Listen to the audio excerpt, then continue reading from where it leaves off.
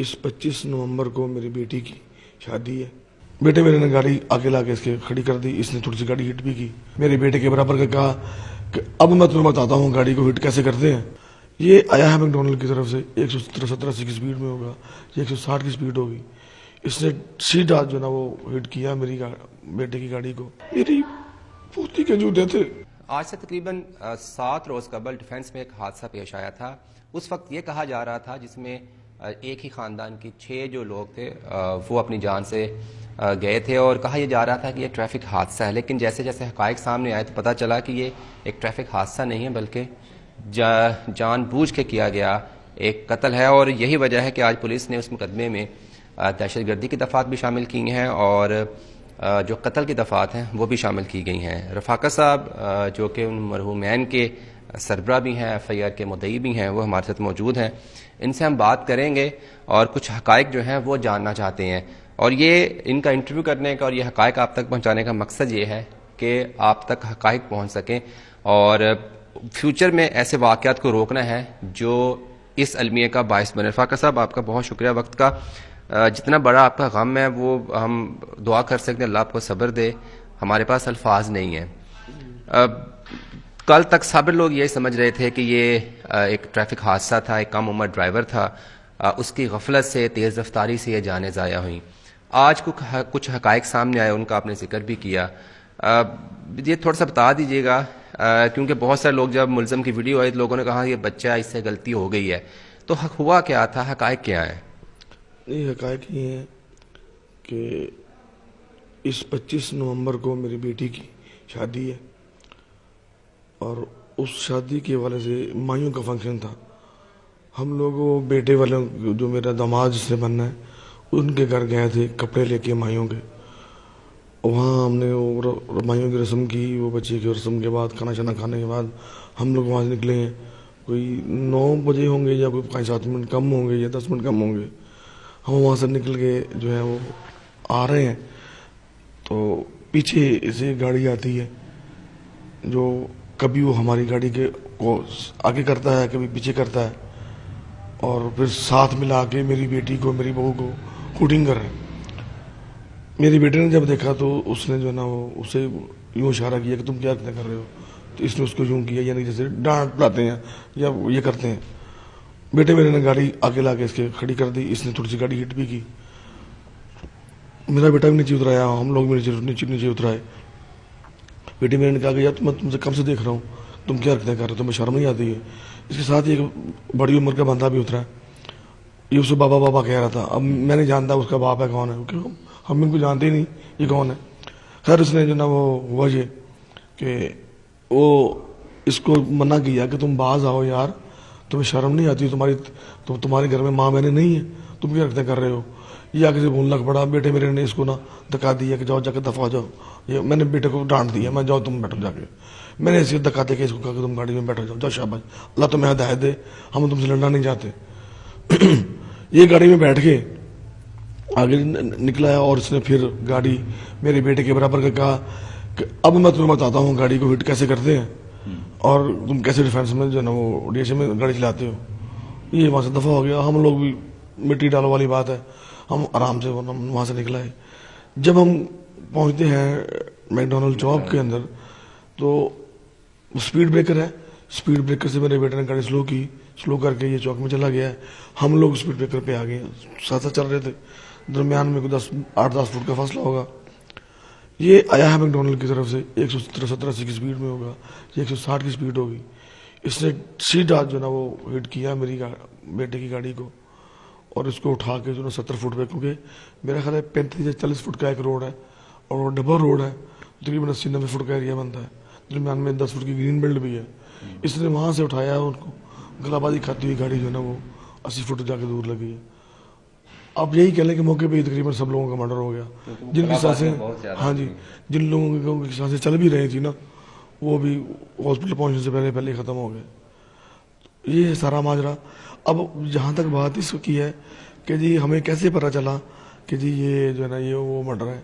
پہلے دن پولیس نے ایک روڈ ایکسیڈنٹ کی FIR کاٹی. اچھا مجھے بس یہ بتائیے گا کہ جب پہلے دن FIR ہوئی تھی پولیس نے آپ سے پوچھا تھا یہ جو پہلی ایف آئی آر تھی وہ آپ سے مشاورت سے ہوئی تھی؟ نہیں کوئی مشاورت نہیں ہوئی, ہمیں تو اپنی اس نہیں دی, انہوں نے سیدھی جو ہے نا وہ روڈ ایکسیڈنٹ کی 322 کی جو ہے نا وہ ایف آئی آر کاٹ دی. نہ انہوں نے ہم سے پوچھا نہ ہم نے ان کو بتایا, ہماری اپنی ہوش واسطے قائم نہیں تھے. یہ تو ہوا یہ ہے, میرے داماد کا فون نہیں مل رہا تھا, ہم اس کے نمبر پہ کال کر رہے تھے, بیل جا رہی تھی, فون بھی اٹھاتا نہیں تھا. وہ ہمیں یہ شک پڑا کہیں یہ گاڑی کے اندر نہ پڑا ہوا ہو, کہ فون سائلنٹ پہ ہو, کہیں گاڑی کے اندر نہ پڑا ہوا ہو. ہم لوگ, میں, میرا چھوٹا بیٹا, میرے بھانجے 2-3, ہم لوگ اپنی گاڑی میں جو نا وہ ان کی گاڑی میں بیٹھ کے نا تو ہم وہاں گئے موقع پہ. جب ہم وہاں گئے ہیں تو ایک تو مجھے وہاں گاڑی کی میں نے چابی جو ایکسیڈنٹ ہوا اس کی چابی نکالی میں نے, پھر میرے داماد کی گھڑی تھی وہ اٹھائی, میری پوتی کے جوتے تھے میری نواسی کے وہ ہم نے اٹھائے, اور میری مسز کی ایک چین تھی وہ میں نے اٹھائی. اور میرا چھوٹا بیٹا جو ہے اس نے نا اس کی گاڑی کو دیکھنے لگ پڑا. جب وہ اس کو دیکھا تھا تو اس کو دیکھ کے گھوم کے مجھے بلاتا ہے, پاپا باز بولے. میں کہا جی بیٹا. کہ پاپا یہ گاڑی تو مجھے وہ لگ رہی ہے جو لڑکا ہمیں پیچھے تکرار کر رہا تھا جس کی بھائی کے ساتھ تو میں ہوئی.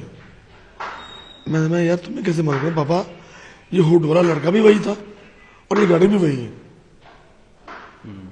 وہ پھر ہم نے اپنے دماغ میں تھوڑا سا زور ڈالا, پھر ہمیں یاد آیا کہ وہاں پہ جو ان کا تکرار ہوا تھا یہ وہی بغیرت ہے, اس نے ہمیں ٹارگٹ کر کے گاڑی کو مارا ہے. پھر ہم نے پولیس والوں کو بتایا کہ جی ہمارے ساتھ یہ ہوا ہے. تو اس ساری صورتحال کو دیکھ کے جب مجھے پتہ چل رہا کہ یار انہوں نے تو ریمانڈ ہی نہیں دیا, اس کا 302 کا کیس ہے, انہوں نے ریمانڈ نہیں دیا, میری کہاں سنوائی ہونی ہے. تو میں یہ پروگرام بنا کے میں پریس کانفرنس کر کے اس کیس سے ودڈرا کر دوں گا کہ یہ تگڑے لوگ ہیں, یہ بااثر لوگ ہیں, ہمارا ان میں کوئی مقابلہ نہیں ہے, اور میں اس سے ودڈرا کرتا ہوں, اور میں اللہ کی عدالت میں یہ بھیجتا ہوں, میں نے یہ کیس نہیں لڑنا. تو یہ تو میرے دوست جو ہیں میرے ہمسائے, انہوں نے مجھے حوصلہ دیا, مجھے کہا کہ نہیں ہم آپ کے ساتھ ہیں. ان کے دوست ہیں وکیل رانا مدثر صاحب, انہوں نے ان کو رات کو اسی وقت فون کیا کہ یار یہ ہوا اور بندہ بڑا پریشان ہے, اور آپ کہتے ہوتے ہیں کہ یار کوئی ڈیزرو کرتا ہو بندہ تو بتائیے گا. تو یہ ڈیزرونگ کیس ہے. انہوں نے کہا یہ آپ کہاں, میں وہیں پہنچتا ہوں, ان کی مہربانی ہے. وہ آئے میرے پاس, وہ پوری کا بات سنی, انہوں نے کہا کہ میں آپ کے ساتھ کھڑا ہوں اور میں یہ کیس فیس بھی لڑوں گا اور میں ان کو کیفے کرزا تک بچاؤں گا. وہ انہوں نے پھر مجھے ڈی آئی جی صاحب کے پاس بھیجا, اور میں ان کا مشکور ہوں عمران صاحب کا کہ عمران صاحب نے مجھے بڑی سپورٹ کی, مجھے سمجھایا اور مجھے کھڑا کیا. ایک گرے ہوئے انسان کو انہوں نے کھڑا کیا کہ نہیں جی سسٹم آپ کے ساتھ ہے, ہم آپ کو ایسے نہیں چھوڑیں گے, ہم ان کو کیفے کرزا تک بچائیں گے, اور جو آپ بتا رہے ہیں ہم انویسٹیگیشن کرتے ہیں اور انویسٹیگیٹ کر کے اس کے اوپر یہ دفعات لگاتے ہیں تاکہ ان کو اس کی سزا دی جائے. اچھا, اور میں امید کرتا ہوں کہ انشاءاللہ آگے بھی پولیس سے امید کرتا ہوں کہ ہمارے ساتھ ایسے ہی تعاون کیا جائے. انشاءاللہ. اور میں یہ کہتا ہوں یہ میرے ساتھ تعاون کی بات نہیں ہے, یہ قانون اور آئین کی بات ہے. قانون جو کہتا ہے اس کے مطابق آپ اس کو سزا دیں, جو بھی سزا ہے آپ ان کو اسپیئر نہ کریں, آپ میری بات نہ مانیں, جو قانون کہتا ہے آپ وہ کام کریں. وزیر اعلیٰ صاحب بھی آپ کے پاس آئے, ملاقات ہوئی آپ کی, جو انہوں نے آپ کو شورٹی دی, یقین دلایا کہ جو گورنمنٹ کے بہاف پہ کیا جا سکتا ہے, وہ مطمئن ہے آپ اس سے؟ جی میں مطمئن ہوں, سی ایم صاحب نے جو کہا میں اس سے مطمئن ہوں, ڈی آئی جی صاحب نے جو کہا میں ان سے مطمئن ہوں, اور پھر میری تفتیش بھی جو ہے وہ ڈی ایس پی صاحب کے پاس کر دی ہے. اب تک تو مطمئن ہوں, اور میں یہی امید کرتا ہوں کہ آئندہ بھی وہ قانون کے مطابق جو بنتا ہے وہ کریں. میں یہ نہیں کہتا کہ آپ انڈیو میرے ساتھ سپورٹ کریں, نہ مجھے اس کی ضرورت ہے, نہ مجھے کوئی لالچ ہے, لیکن میں یہ ضرور کہوں گا کہ جو میرے بچوں کے ساتھ میری فیملی کے ساتھ کیا گیا ہے وہ ان کو سزا ملنی چاہیے, اور میرے بچے کہیں کہ ہاں ہمارے والد صاحب نے ان کو ان کیفے کرزا تک بچایا ہے. رفاقت بھائی, اتنا آپ فیملی میں بڑے ہیں, 3 گھر بنتے ہیں بیسیکلی جو اس حادثے کا شکار ہوئے. دوست احباب حوصلہ آپ کو دے دیا, جیسے آپ نے ذکر کیا کہ آپ کے دوست نے آپ کو کہا کہ وڈرا نہیں کرنا, ہم نے انصاف کے لیے فائٹ کرنا ہے. تو فیملی کو آپ کس طرح سے اتنے بڑے سانے میں سنبھال کے رکھ رہے ہیں؟ ابھی تو کچھ سمجھ نہیں لگ رہی, اس لیے کہ بڑا بیٹا جو تھا وہ اس کا کام اچھا تھا, وہی گھر کو سنبھال رہا تھا. میں تو ایک چھوٹی سی کمپنی میں ایک پروڈکشن سپروائزر ہوں, اور اب چھوٹے بیٹے نے ابھی آئی ٹی کی ہے, ابھی اس کے بھی کام کا مسئلہ ہے. تو بس اللہ ہی کرنے والا, میرا اس اللہ پہ بڑا بھروسہ ہے, وہ بڑا کارساز ہے, جس نے پیدا کیا رزق بھی اس نے دینا ہے. बस मेरे लिए परेशानी अगर है तो मुझे